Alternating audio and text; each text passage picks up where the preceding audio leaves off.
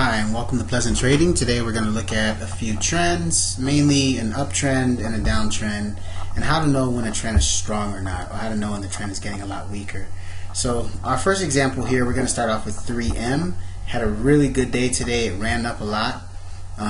If you're looking at this and you've just started trading and you're wondering, how do you tell if an uptrend is going to continue, you can really tell by the moving averages. So on this particular chart, on all four charts actually, I have moving averages. And the top line, the purple line, is a Bollinger Band, including the bottom line. They're both purple, Bollinger Band. The blue line is an 8-period moving average, and the red line is a 20-period moving average.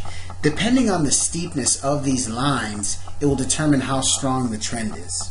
Right? So if you have very steep lines, which means there's no wrinkles in this 8-period moving average, and when it started to get wrinkly, the market pulled back into it.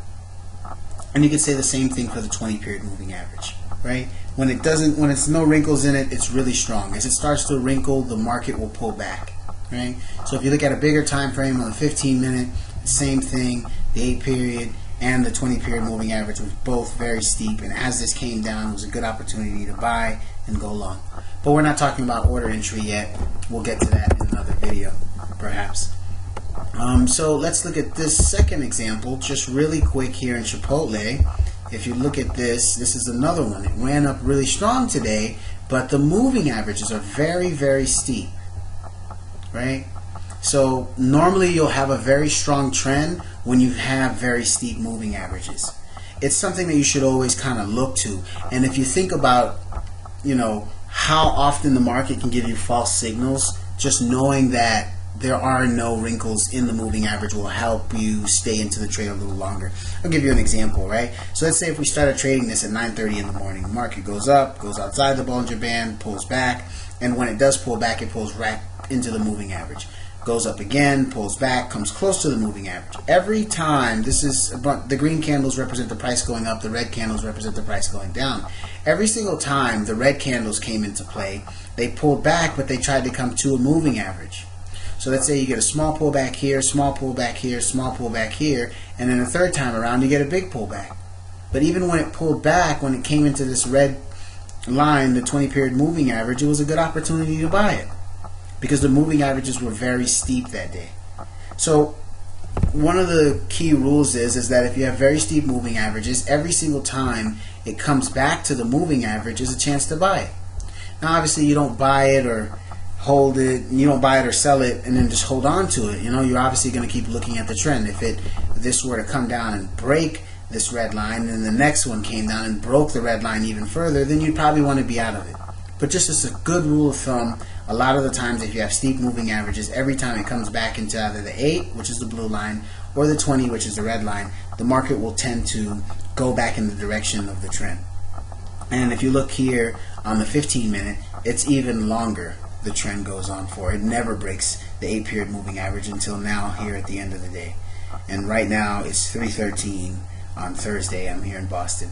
So these are things to think about, as you're trading, and a lot of the times it can always seem like, you don't know what the market's going to do next. But if you kind of look at the moving averages a lot of times, they'll give you an indication. They'll tell you, hey, look, we're really steep today. There's no wrinkles in it today. There's a very good chance it could possibly go up, right? As opposed to, let's say, if we were to look at this on a smaller time frame, right? Let's say in here somewhere. The moving averages are not really steep. They're wiggly squiggly. And so is the market. Obviously, it still went up, but it was more or less grinding up and just staying on that moving average. So something to consider every single time you see that the market starts to get kind of, the moving averages kind of go wiggly squiggly. It means that whatever trend you're in, uptrend or downtrend, it's going to have, really, really big pullbacks, because the moving averages are not as strong to actually hold it and keep it going and keep it going and keep it going, like we've seen in some of the other examples that we looked at. So this is just a really quick video for PleasantTrading.com. We make all kinds of videos. If there's something in particular you want to know about, drop a line or two and let me know, and I'll see if I can make a video, according to that. A lot of the times, as you become better and better at trading, you'll start to find things that you look for first. Like with me, if I'm trading, I flip to a chart, I flip to Google here. It's one of the things I'm going to look to first. How steep are the moving averages?